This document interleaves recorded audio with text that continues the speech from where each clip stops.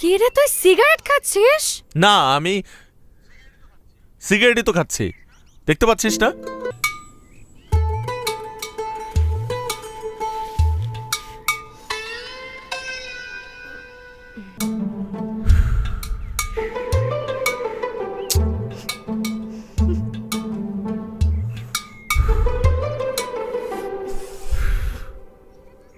কি রে, তুই সিগারেট খাচ্ছিস? না, আমি সিগারেটই তো খাচ্ছি, দেখতে পাচ্ছিস না? একটু আগে তো নিজে গলা ফাটাই বলতেছিলি যে ও টেনশনে পড়লে সিগারেট খায়।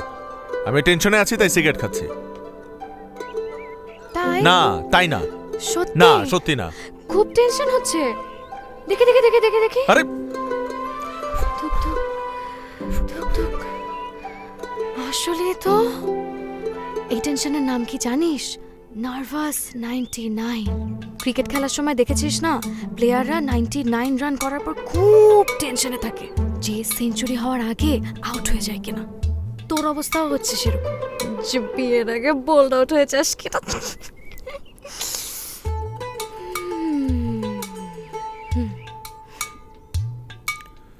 একটা জিনিস খেয়াল করেছিস?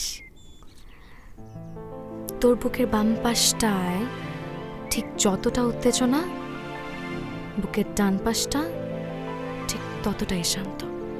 কেন জানিস? কারণ তোর বুকের ডান পাশটায় আমি আছি। এই জন্যই তোকে বলেছিলাম তোর বুকের বাম পাশটায় আমাকে রাখতে। কথা তো শুনলে না। না না না না না না, ঠিক আছে ঠিক আছে। তুই এক কাজ কর, তুই সিগারেটটা আরো বেশি বেশি করে খা, যাতে সিগারেটের আগুনে তোর বুকটা জ্বলে পুড়ে একদম ছারখার হয়ে যায় আর তুই মরে যা। ব্যাস, আর কোনো টেনশনই থাকলো না, তোর বিয়েটা করতে হবে না।